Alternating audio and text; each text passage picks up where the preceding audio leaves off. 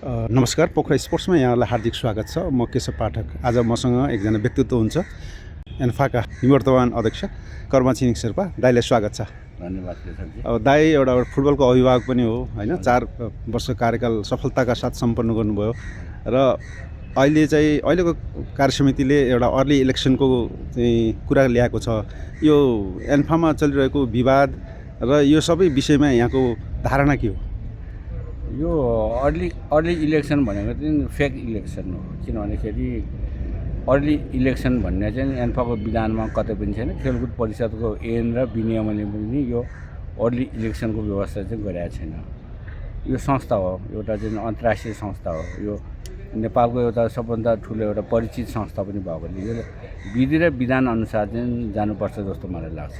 अर्को कुरा के छ भन्दाखेरि कार्यसमितिको बैठक 16 गते बोलाएको थियो। कार्यसमितिको बैठकमा धारा 30 को 1, 2, 3 को एजेन्डा पठाएको चाहिँ मैले पाएँ र त्यो एजेन्डामाथि छलफल त भयो, तर चाहिँ अनुमोदन के गर्यो भनेदेखि धारा 31 को तलाई अनुमोदन गरेको देख्यो। एजेन्डा एउटा पठायो, अनुमोदन अर्को गर्यो। तर यो दुईटै जुन पठाएको एजेन्डामा पनि इलेक्सनको कुरा गरेको छैन र अनुमोदन गरेकोमा पनि इलेक्सनको कुराहरू चाहिँ कहीँ पनि उल्लेख छैन। धारा 31 को तमा के छ भने खाली भएको ठाउँमा भयो भने चुनाव गर्ने भन्ने चाहिँ व्यवस्था चाहिँ त्यसमा छ र धारा 33 देखि 37 मा चाहिँ यो चाहिँ के छ भन्दाखेरि चुनावको कुराहरू छ, त निर्वाचनको कुराहरू छ। त्यसपछि धारा 22 र 26 मा सदस्यता संस्थाहरूको विषयमा चाहिँ त्यसमा चाहिँ उल्लेख गरेको छ र धारा 22 कै मै के छ भन्दाखेरि निर्वाचन निर्देशिका जारी गरेपछि त्यसले सदस्य संस्थाहरूको चाहिँ निर्वाचनको चाहिँ प्रक्रिया कसरी गर्नुपर्छ भन्ने कुरा चाहिँ त्यसमा डिटेल लेखेको छ र धारा निर्देशिकाको धारा 10 मा चाहिँ के छ भन्दाखेरि सदस्य संस्था र प्रदेश सङ्घहरूको चाहिँ निर्वाचनको कुरा क्लियरली सम्पन्न गर्नुपर्छ र त्यसपछि केन्द्रीय समितिको चुनाव गर्नुपर्छ भनेर चाहिँ स्पष्टसँग लेखिरहेछ। तर मलाई के लाग्छ भन्दाखेरि 4 वर्ष कार्यकाल सकिनलाई अब 3-4 महिना बाँकी छ। उहाँले चाहिँ निर्वाचन गर्न नखोजेको कारण चाहिँ मैले बुझेन। फुटबलको विकास चाहिँ के पनि नगर्ने, इलेक्सन चाहिँ अर्ली भनेर गर्न खोज्नु भनेको त्यसको चाहिँ ठुलो षड्यन्त्र देखेको छ। किन भन्दाखेरि आफू नजित्ने देखेपछि, जुन ग्रासरुटदेखि निर्वाचन गरेको खण्डमा आफू नजित्ने देखिएपछि, आफूले मेन्टेन नपाउने देखिएपछि अब यो पुरानै भोटर्सबाट पनि अब चाहिँ आफू जित्नलाई जुन किसिमको ट्राई गर्नुभएको छ त्यो चाहिँ टोटल अवैधानिक भएको चाहिँ हामीले चाहिँ महसुस गऱ्यौँ र हामीले यसको विषयमा इस्युहरू पनि उठायौँ र राष्ट्रिय खेलकुद परिषदले अहिले यो चाहिँ टोटली चाहिँ तपाईँको चाहिँ एगेन्स्ट द रुल्स भनेर चाहिँ अथवा नियम विपरीत कामहरू छ। त्यसले गर्दाखेरि राष्ट्रिय खेलकुद परिषदले अलि 11वटा बुँदा नै एउटा खेलकुद विकास ऐनको 2078 को एउटा र खेलकुद विकास नियमावलीको बुँदा नै 11वटा बुँदा चाहिँ किटेर पठाइदिएको छ। किटेरै पठाएको छ। त्यसमा चाहिँ अब चाहिँ अखिल नेपाल फुटबल सङ्घले त अझ के गर्नुपर्छ भन्दाखेरि साधारण सभा चाहिँ असार मसान्त सकिएको 3 महिनाभित्र सम्पन्न गरेर खेलकुद परिषदमा चाहिँ तपाईँको चाहिँ आफ्नो रिन्यु पनि गर्नुपर्छ, अद्यावधि पनि गर्नुपर्छ। मलाई जहाँसम्म लाग्छ त्यो रिन्यु पनि गरेको छ जस्तो मलाई लाग्दैन। किनभने अस्ति मात्रै अडिटर नियुक्ति गर्ने कामहरू गरियो। अब एकैचोटि 2 वर्षको रिन्यु एकैचोटि गर्ने अघि मलाई थाहा भएन, तर त्यो रिन्यु पनि गरेको छैन। अब राष्ट्रिय खेलकुद परिषदसँग स्वीकृति लिनको लागि त पहिले त रिन्यु गर्नुपर्छ, त्यसपछि विभिन्न कार्यक्रमहरू पेश गर्नुपर्छ, विगतको प्रतिवेदनहरू पेश गर्नुपर्छ र विधान संशोधनको कुरा गरे नि। अहिले एन्फाको विधान जुन बेलामा जारी गरेको थियो त्यो बेलामा चाहिँ प्रदेश 1 देखि 7 भनेर लेखेको थियो। त्यसलाई चाहिँ तपाईँको चाहिँ संविधान आइसकेपछि अथवा खेलकुद ऐन आइसकेपछि त्यसलाई चाहिँ तुरुन्तै सबै सङ्घहरूले करेक्सन गर्नको लागि निर्देशन पटक दिएको थियो र अहिलेसम्म चाहिँ प्रदेशको नाम चाहिँ प्रदेश नम्बर 1 छ, कोशीको 1 छ, मधेसको 2 छ, यसरी चाहिँ गण्डकीको चाहिँ तपाईँको 4 छ। यसरी चाहिँ यो प्रदेशको नाम पनि अहिलेसम्म उहाँहरूले चेन्ज गर्नु सक्नु भएको छैन। त्यसले गर्दाखेरि पहिलो खेलकुद परिषदको निर्देशन चाहिँ के छ भन्दाखेरि पहिलो त विशेष साधारण सभा बोलाएर विधान मस्यौदा समिति बनाएर विधान अनुमोदन गर्नुपर्छ। त्यसपछि कार्यसमितिको मिटिङ राखेर चाहिँ यो जिल्ला, प्रदेश र केन्द्रको चाहिँ टाइमलाइन चाहिँ प्रकाशित गर्नुपर्छ जस्तो मलाई लाग्छ।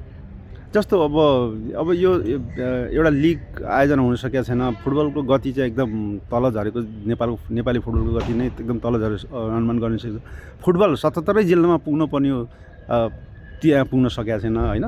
र यी सबै हेर्दाखेरि अब नेपाली फुटबलको अब अब अब अगाडि अघिल्लो चाहिँ अब कसरी अगाडि बढ्ला यहाँले चाहिँ के भन्न चाहन्छ? अब यही साथीभाइहरूले चाहिँ फुटबल चलायो भने अझै नेपाली फुटबल चाहिँ अब फिफा ऱ्याङ्किङमा अहिलेसम्म 182 पुगेको छ। अब हामी श्रीलङ्का र तपाईँको चाहिँ भुटानभन्दा पछाडि पनि जान सक्छ जस्तो मलाई लाग्छ, किनभनेखेरि लिगहरू व्यवस्थित लिगहरू गर्न सकेको छैन। एसियाली महासङ्घले एएफसीले भनेअनुसारको चाहिँ क्लब लाइसेन्सिङ अहिलेसम्म इस्यु गर्न सकेको छैन। त्यसको लागि चाहिँ पूर्वाधारहरू क्लबहरूलाई उपलब्ध गराउन सकेको छैन। गेमलाई चाहिँ होम एन्ड अवे गराउनु पर्ने कामहरू छ, त्यो के पनि गरेको छैन। सेन्ट्रल भेन्यूको आधारमा चाहिँ लिग भएको खण्डमा एएफसीको क्लब च्याम्पियनसिप अथवा एएफसीले आयोजना गर्ने क्लब च्याम्पियनसिपको प्रतियोगिताबाट नेपाल वञ्चितै हुन्छ। त्यसले गर्दाखेरि चाहिँ गर्न खोज्यो भने चाहिँ गर्न सकिन्छ। तर यस्तो किसिमको चाहिँ सोच चाहिँ मैले चाहिँ अहिलेको लिडरसिपमा बसेको मान्छेहरूमा चाहिँ नेपाली फुटबलको विकासभन्दा पनि मेरो पद कसरी जोगाउन सकिन्छ र म कसरी धेरै विदेश घुम्न पाइन्छ, कति सुविधाहरू कसरी चाहिँ बढी लिन सकिन्छ भन्ने किसिमको सोच मात्र चाहिँ हामीले देखिरहेछौँ। त्यसले गर्दाखेरि नेपाली फुटबल चाहिँ यही लिडरसिपबाट चाहिँ हामीले चाहिँ आशा गर्न चाहिँ बेकार हो जस्तो लाग्छ। आज दाई पोखरा आउनु भएको छ पल्सर स्पोर्ट्स एवार्ड्सको सन्दर्भमा। अब कर्मा छिरिङ शेर्पा पोखरा या कास्की आउने बित्तिकै गण्डकी पडोसीमा आउने बित्तिकै यहाँको ड्रिम प्रोजेक्टको चाहिँ झलझल्ती सबै पोखरेली फुटबल प्रेमीहरूलाई चाहिँ आउँछ। दाइले सुरु गर्नुको त्यो अभियान होइन, त्यो झट्ट रोकिँदाखेरि तपाईँको कार्यकालमा रोकिएको त्यो अभियानले साथ नपाउँदाखेरि यहाँको भनाइ के हो?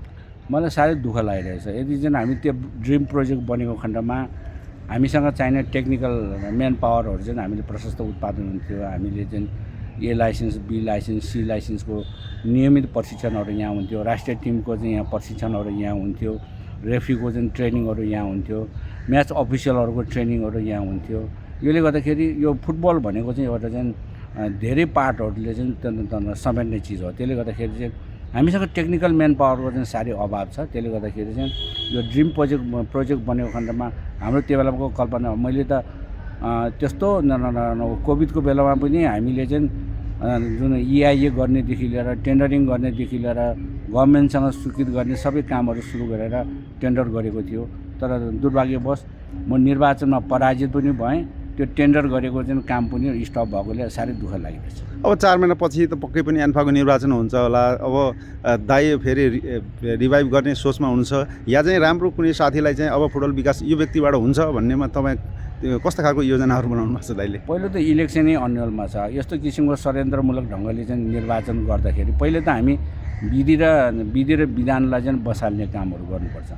किनभनेखेरि जबसम्म विधि र विधान अनुसार चाहिँ संस्था चल्दैन, त्यो संस्था झन् दुरावस्थामा पुग्न सक्छ। त्यसले गर्दाखेरि पहिला हाम्रो प्रयास भनेको चाहिँ संस्थालाई विधि र विधान अनुसार चल्नको लागि चाहिँ हामी चाहिँ प्रयास गर्छौँ। त्यसपछि गएर निर्वाचन आयो भने म एक्लै लड्ने होइन, हाम्रो टिम छ, हाम्रो साथीभाइहरू छ, सबैसँग सोधेर होइन सबैभन्दा उपयुक्त को छ, मभन्दा पनि राम्रो पनि हुनसक्छ होइन, मभन्दा पनि राम्रो धेरै मान्छेहरू छन्।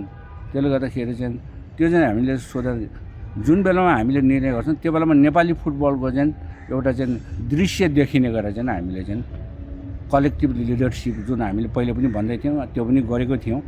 अब त्यस्तै किसिमको चाहिँ वातावरण बनाएर त्यसपछि गएर सामूहिक निर्णय चाहिँ हामी गर्छौँ।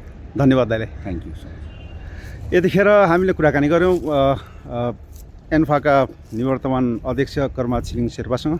उहाँले कलेक्टिभ लिडरसिप र विधि र विधानमा चाहिँ एन्फा चल्नुपर्छ भन्ने आफ्नो भनाइ राख्नुभयो। यो कुराकानीका साथ मलाई पनि बिदा दिनुहोस्। पोखरा स्पोर्ट्स लाइक, कमेन्ट र सेयर गर्नुहोस्। धन्यवाद, नमस्कार।